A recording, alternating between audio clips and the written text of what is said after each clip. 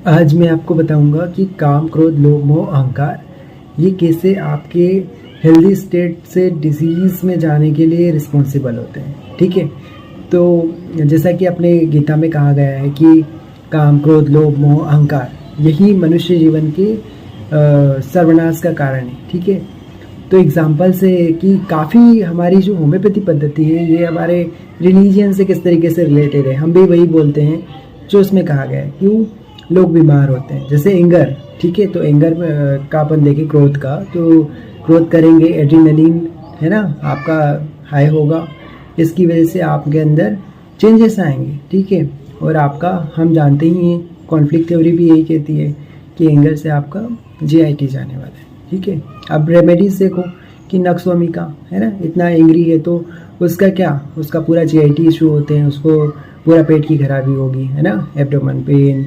Diarrhoea, constipation, ये कितना common है नक्सवामिका में। स्टेपिसेग्रिया एंगर को सप्रेस करता है, इसलिए उसमें बीमारी होती है। ठीक है, तो ये एग्जांपल्स बता रहा हूँ, ओवरऑल बहुत सारी रेमेडीज़ है। ब्रायोनिया हाई टेम्पर वाला है, उसका भी इरिटेबल रहता है, इसलिए उसको कॉन्स्टिपेशन। ठीक है, तो ये क्यों हो रहा है आप वजह जानिए। इसी तरीके से अगर अपन देखें काम की बात करें तो बहुत सारी रेमेडीज़ है जिसमें एक्सेसिव सेक्सुअल डिज़ायर्स रहती है, जिसकी वजह से उन्हें प्रॉब्लम्स आती है। जैसे प्लेटिना हो गया, है ना, जैसे कि एग्नस कास्टस हो गया, कैलेडियम हो गया, है ना, तो ये एक्सेसिव की वजह से आपको प्रॉब्लम्स आने वाली है।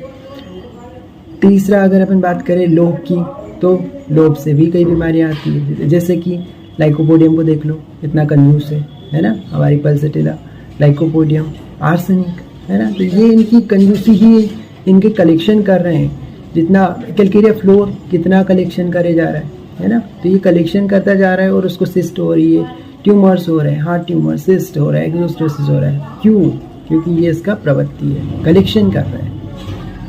चौथा मोह की बात करें तो मोह में आप नेट्रम्यूर को देख लीजिए, है ना, नेट्रम्यूर हम लोग प्रिस्क्राइब करते हैं, तो लव्ड वन के चले जाने का जो उससे मोह है, अटैचमेंट है ना, 1 to 1 रिलेशनशिप के में जो अटैचमेंट है, इग्निशिया, है ना, तो इग्निशिया, नेट्रम्यूर, इसके अलावा कैलकेरिया फोर्स, एसिड फोर्स, ये क्या, ये सब किसको डिनोट कर रहा है?